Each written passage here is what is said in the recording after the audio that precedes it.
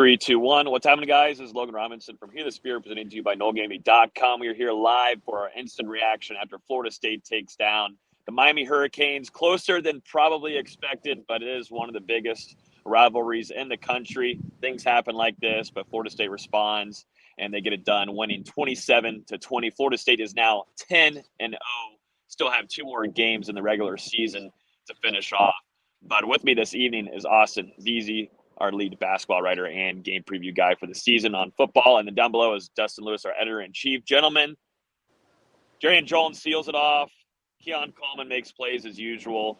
Trey Benson is just a freak of nature. I don't know how he can run that fast with size, but also got to give credit to Kalen DeLoach. Absolute monster for Florida State on the defensive side of the ball today. What a game for Florida State. I mean, first off, credit to the fans in Doak Campbell Stadium because it was absolutely rocking. I mean, that was maybe the best environment that we've seen at Florida State all year. And, I mean, this one also gives some credit to the Hurricanes because they came out and fought tonight despite being a 14-point underdog. Thought Miami showed some real resolve despite going down 10-0. And then Florida State, obviously bit themselves in the foot a couple of times through the first couple quarters of this game. Thought after the half, the team came out a lot better on both sides of the ball. But still, I mean, there were just some inconsistencies from the Seminoles. But at the end of the day, it's good to see this team continue to fight, continue to grind, and you come out with your third straight victory over Miami. Good performance from Trey Benson today. Kalen DeLoach, absolutely a beast on defense. And Jarian Jones in his return, missed the game last week against Pittsburgh, pulls down an interception from Tyler Van Dyke to kind of seal this one for the Seminoles to advance to 10-0. Yeah, once again, it was kind of a wacky game, especially officiating-wise. I know we'll get to that at some point. But Florida State really came out, like you said, in that second half. That third quarter was the best football they played pretty much all game, except for maybe that first quarter. But the run defense in particular was much improved in that second half, and it made an impact on Miami's offense because they went 3 and out, I want to say 3 or 4 straight times there to start the second half. And it just set the tone for the rest of the half.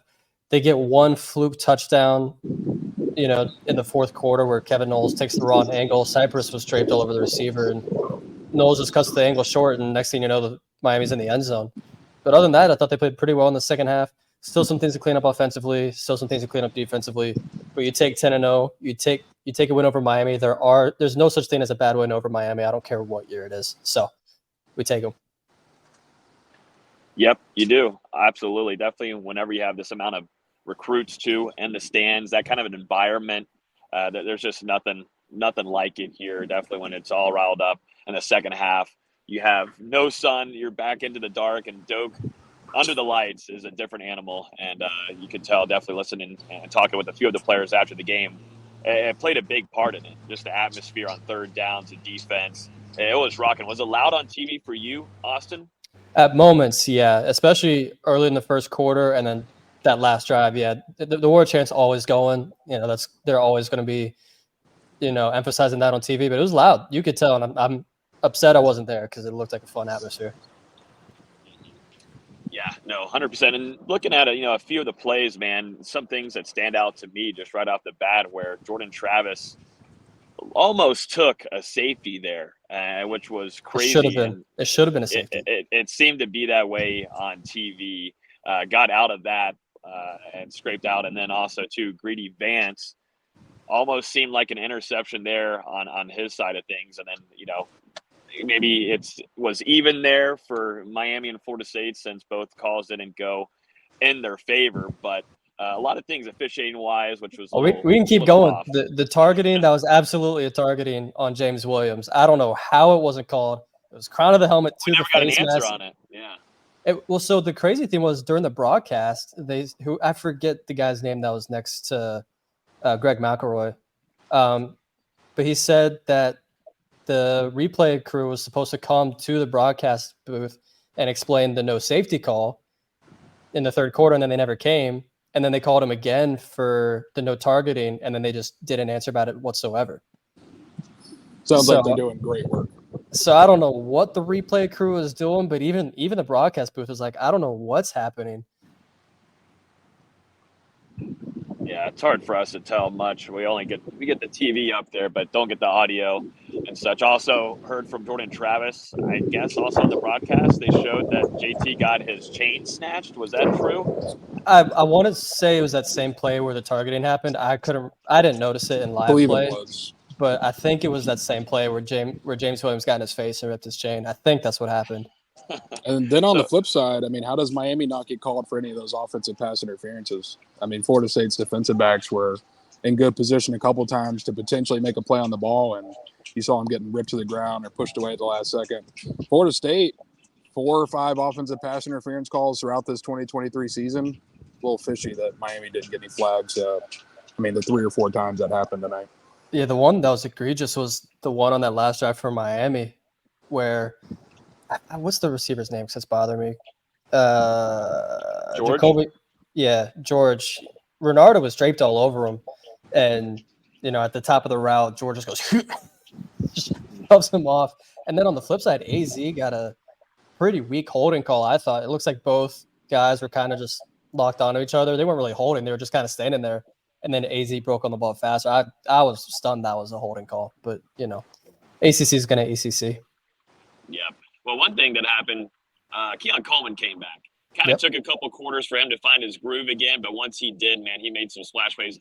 Had that little muff there, a little scary moment for sure. FSU fans almost having a heart attack there, but he responds with a massive return, putting Florida State in a good spot to score. Then also his touchdown earlier in the game as well, where, DB was on him.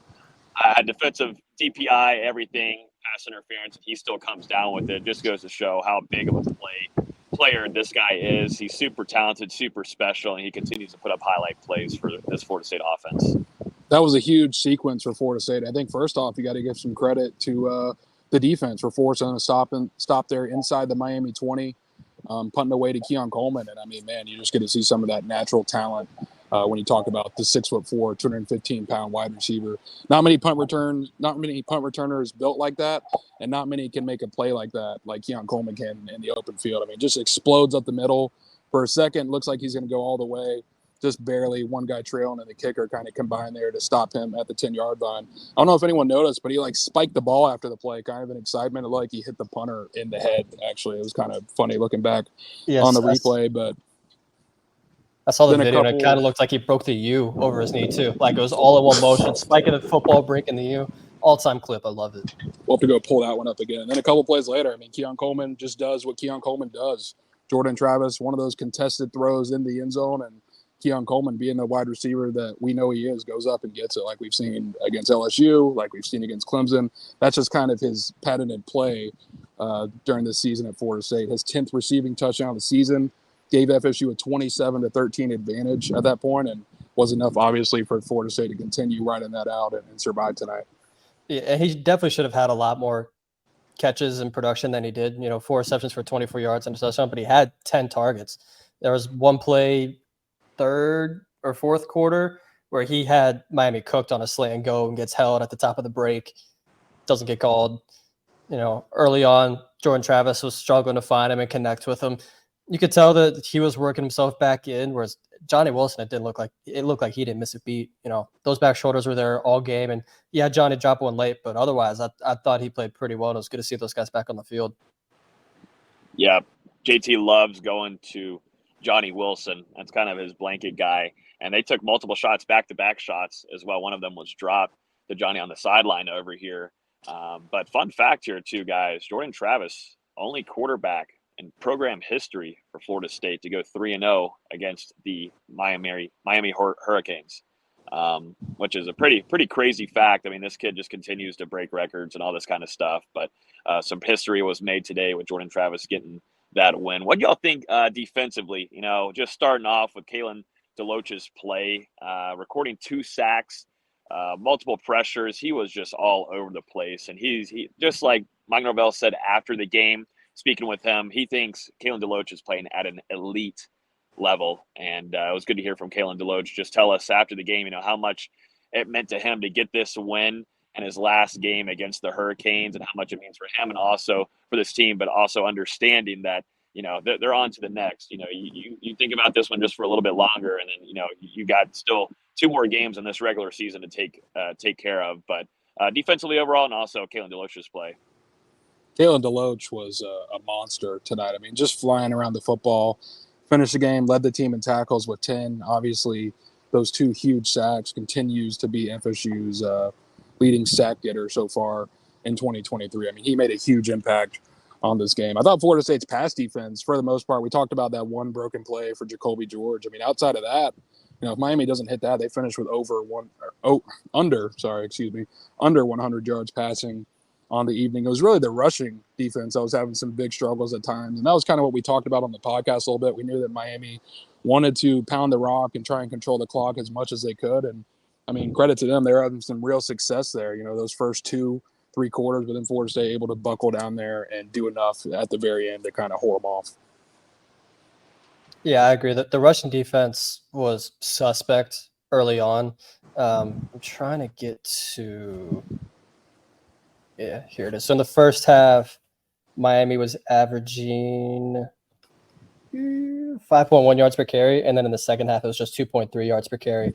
So a much better impact, especially on the defensive line and the linebackers. In the second half, they're doing a better job of filling those gaps, making the tackles, because that's what Miami does. Is they're going to force the running back to go one-on-one with either linebacker or defensive back.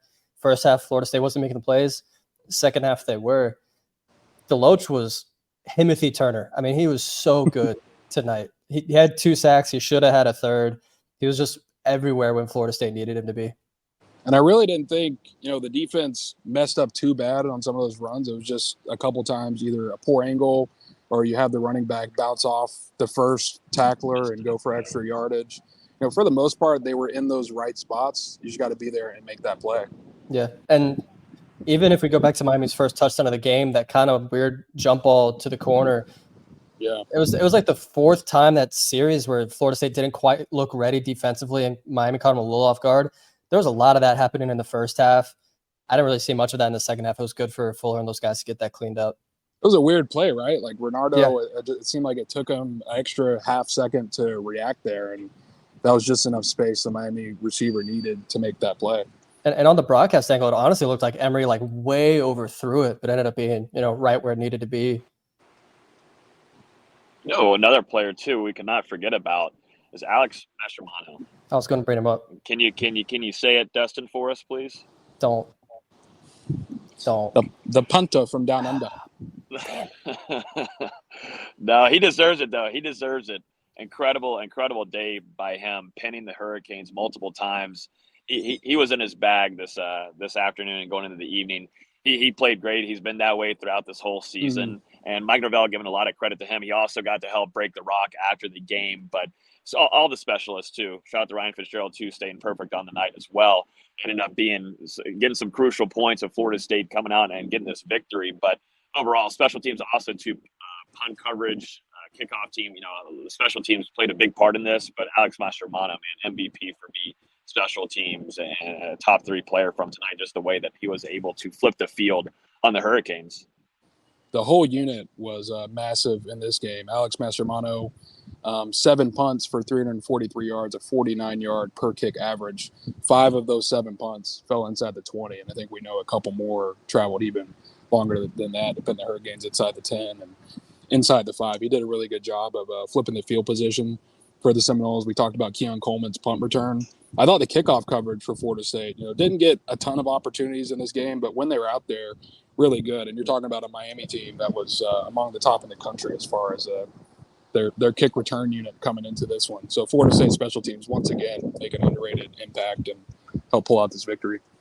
Yeah, I want to say it was 2 punts down inside the 5 for Mastromanno. Just an incredible night for him and the whole special teams coverage. No, I said it on Twitter. I'm open to the argument of him being the best punter Florida State's had. He's just been so unbelievable this year. We'll have to dig through that history book, but got an argument, I think. Especially, you might get one more year at Mastromanno. He's only a redshirt junior. Yeah, would be nice, wouldn't it? Trying to think of some other things too. Of course, Trey Benson almost took that to the crib. I didn't see it at first. I thought he had taken it, but stepped out of bounds there. He just overall, he's getting faster. I don't know what it is, but there's times where I don't think he's able to slip through these little seams that he finds downfield. But he's torching defensive backs at 230 pounds like that. It's super impressive. Like when we talk about the NFL Combine here, once we get into the spring, it's going to be so much fun to cover this kid. I mean, there's multiple guys that are freak athletes on this roster, but Trey Benson, it's freakish how quick he can be at that size, because you think of him just being that physical runner downfield. But, he has that, and then he has that extra gear that not a lot of athletes, not a lot of running backs in this country have. Some guys are kind of fit in between like one or two different kind of attributes that they bring to the table in the running back room. But he's kind of got it all, and I just think that he's clicking and his motor is going. And just also to be able to play that many snaps after having these long runs is impressive to me. Tell you what, when I saw Trey Benson take that pitch on that drive, and I'm not really sure what's happening in Doak Campbell Stadium right now. Something's happening in here. First off, it's extremely windy. I feel like I'm in Chicago. It's a little chilly too, but there's screaming happening. There's things flying out of the stands on us. It's a war zone. It's a war zone. But I saw Trey Benson take that pitch on the sideline, and then, just explode down the field, and Doak's obviously rocking. First thing that came to my mind was Dalvin Cook taking the pitch from Everett Golson in 2015 against Miami. I think it was the opposite sideline, but same thing, where he just, bang, goes up the sideline, and he's gone. That's what it felt like. I mean, Trey Benson shot out of a cannon tonight. It was good to see him respond from stepping out of bounds from there. Right there, Keon Coleman said he's got a big-ass foot. But it was good to see Benson come back and score 2 touchdowns and really make a big impact on this game, because you got to know, as much as Florida State wants to beat Miami, this one's a little extra personal for a guy like Trey Benson as well. Played under Mario Cristobal at Oregon. There were some comments from Cristobal about Benson after this game last year that drew some attention at the time. So a little extra motivation on his shoulders coming into tonight, and he delivered for the Seminoles in a big way. I kind of can't believe he didn't have 100 yards in this game total. Right. It just felt like he did because of how big his impact was on this game. But 80 yards rushing, 2 touchdowns, another 17 yards receiving. I would have thought he had 150, but 97 is cool too. He is what he is at this point. He's, like Logan was saying, he's so big and so fast that when he's able to get downhill, it's just such a mismatch. Mm-hmm. Yeah, for a safety coming down and he's coming at you at 230, that speed, you're in deep trouble. But yeah, I mean, the players admit it. That was a very physical game, a lot of chippiness, a lot of trash talking. The game started off with a Miami Hurricane player just pelting a marching Chiefs member. Tough start to the game, and it was really chippy. A lot of guys talking trash. Ja'Cory Brown warming up. It might have been. Bad It might throw. have been. It potentially could have been, honestly. But, guys held each other accountable, too. I saw a lot of veterans, holding guys back. I think Jarian had to be held back once. But a lot of guys that, were playing that stayed strict with it. And, a lot of things could have blown over and caused penalties and such. But, they played smart. And that's something that Mike Norvell presses on highly, staying disciplined. And this team is doing a good job of that. Definitely when it comes down to a couple plays like this, you can't allow these silly penalties. And we've seen that in years past with this team, and they just come a long way. And to your point, this is a type of game where emotions can really run over. I mean, this is a hotly contested rivalry between Florida State and Miami, and every time they get together, they just love to go at it between the lines, after the whistle. No matter what, you're going to see some action during this game. And I think you've got to give some real credit to Florida State. They didn't have a single unsportsmanlike conduct penalty tonight, only 3 penalties for 35 yards against the Hurricanes. And it's important to remember, this is a team that's racked up a lot of flags throughout the season. So I thought tonight, to have a pretty clean game overall, and even some of the flags that were thrown on Florida State, a little iffy, a couple of them. So yeah, overall, I thought it was a very disciplined effort from the Seminoles, and that's exactly what they needed to pull out a game, especially one that ended up being as close as this one was. Not only was it 3 penalties, but one of them was after the Jaron Jones interception when the game was over and they're just celebrating. So it's really just 2 penalties when the game matters. In a rivalry game, as hotly contested as Miami can be, that's a win. Florida State's had their issues at times this year, like at Wake Forest. There was a bunch of penalties. LSU, there was a bunch, but a lot of those were iffy. For essentially 2 penalties and 20 yards, that's big time. So only one unsportsmanlike conduct. Let me call that back. I don't think there was none on Florida State. That's what it would have been after the play, unsportsmanlike conduct penalty at the very end of the game. Well, yeah, that's what I'm just saying. I'm not counting it because the game's over. They're celebrating because they beat Miami. Gary here on Facebook asking, and we'll now kind of move into where Florida State stands in the rankings, and still got some big games going on right now as we speak. But Washington beats Utah. Gary asking, guys, what are your thoughts on Florida State potentially dropping number 4? He thinks that Washington jumps Florida State and takes that number 4 spot. What do you guys think? Don't give a shit. Ohio State and Michigan still have to play each other, so as long as Florida State wins out, they'll be in the playoffs. That's all that matters. It's a possibility for sure. I mean, Washington getting another win over a top 25 team. Florida State, was 14-point favorite tonight and unable to cover the spread. Be kind of interesting to hear the discussion on Tuesday night whenever the next college football playoff rankings are released. I mean, I can continue to see an argument where you keep Florida State at 4. I can also see, Washington jumping up to that 4th spot for now. But like Austin said, not a lot to worry about. Florida State just focus on these next 3 games in front of them, the final 2 regular season games and the AC Championship. Take care of business. As long as they remain undefeated, they will work their way into that Final 4.